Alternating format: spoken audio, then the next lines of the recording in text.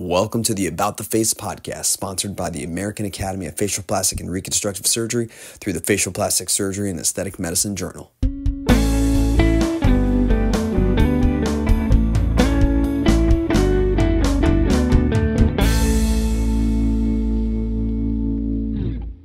Hi, I'm Taha Shipchandler.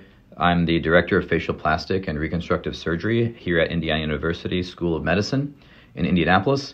And we're here to talk about the Buccal Fat Advancement-Transposition flap today. And hello, I'm Dr. Chris Park. I'm currently a third-year ENT resident here at Indiana University. So, Dr. Shipchandler, what originally got you the idea to do the Buccal Fat Advancement-Transposition flap? Yeah, thanks, Chris. You know, the what we like to call the BFAT flap, as you mentioned, Buccal Fat Advancement-Transposition flap, was, I think, a scenario where we had a patient in the operating room, and we were just lacking options as far as how do we add volumization and depth to what we had at the time was a large cheek defect. You know, sometimes we don't realize that the cheek is made up of 2 to 3 centimeters, sometimes just of volume, and we have great ways of recruiting skin and recruiting lax tissue from around to repair these defects, and then we end up with a large kind of divot or hollowness in the cheek. And so we thought, well, what is the best way or what is an option to actually fill this in? And I think that's where we originally got the idea.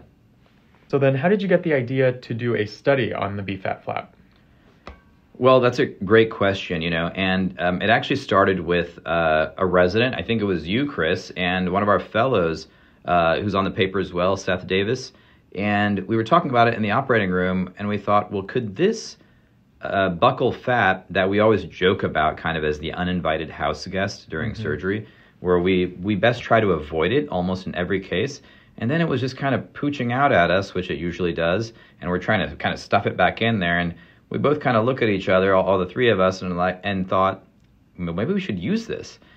And so then we took it out, we started extending it, and we started deciding, well, gosh, what's the real reach of this? And could we use this for other things?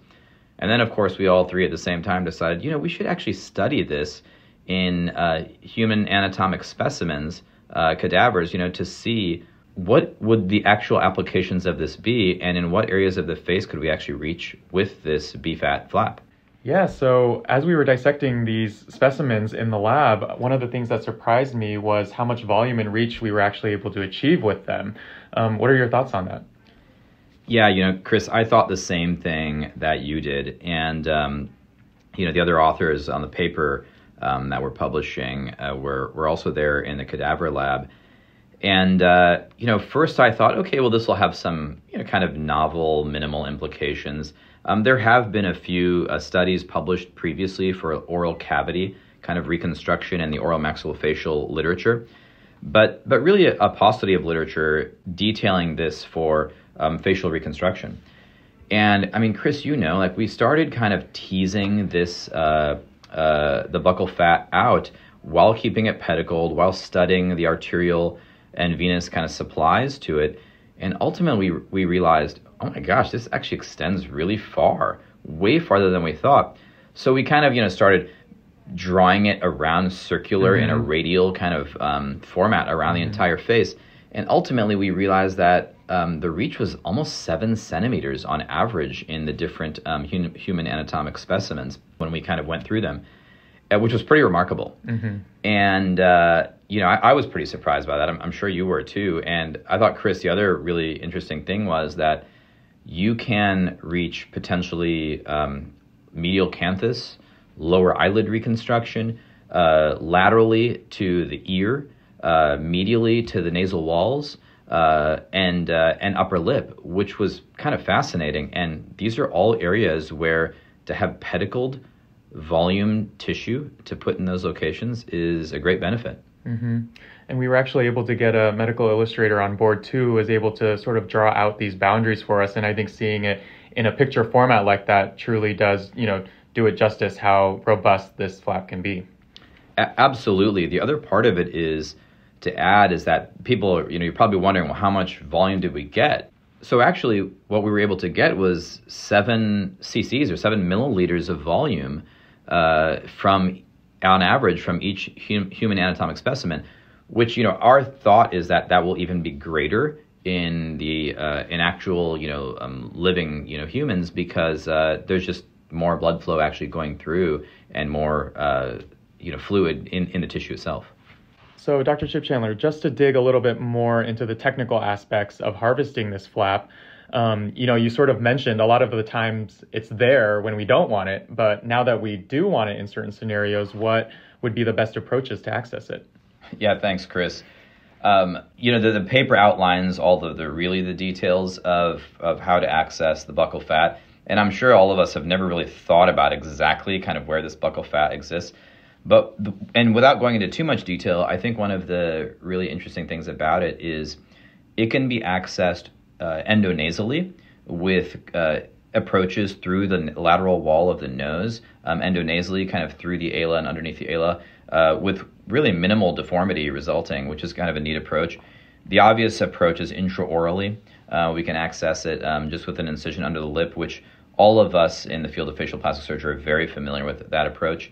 And then certainly it can be even accessed transconjunctivally. That's a little bit more difficult just due to constraints on both medially and laterally of the canthal tendon. But also, if a defect exists externally, then it makes the BFAT flap approachable through multiple locations.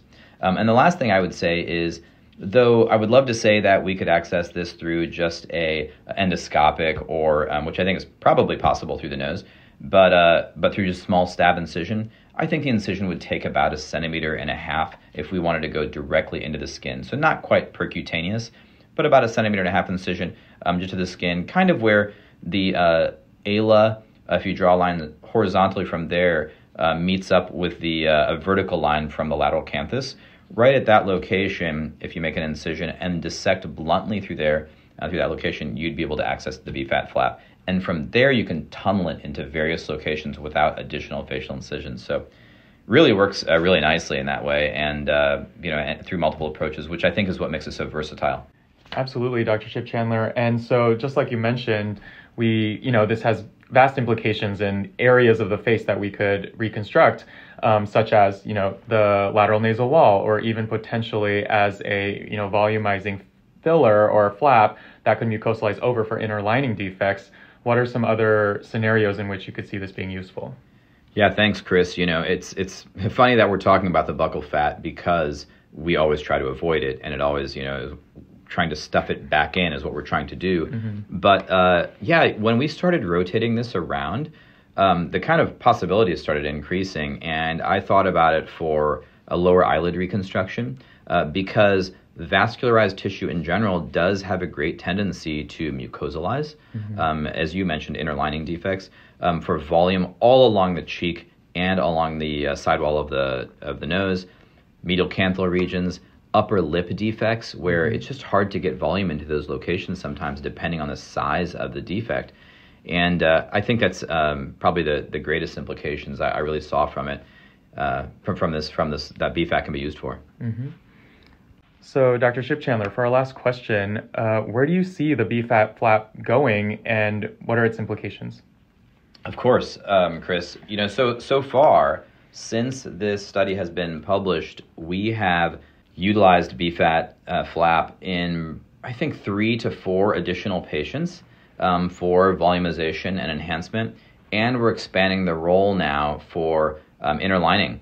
For example, I have one patient has a kind of a unique defect and could use inner lining for kind of the central portion of their nose, and we could do a bilateral BFAT flap we're considering, and tunneling it through the skin, and ultimately having inner lining with BFAT on both sides kind of to fill in some smaller areas that we have there, which I think would work really nicely, and an easy approach to it too, because we can access it just through the open defect that exists already.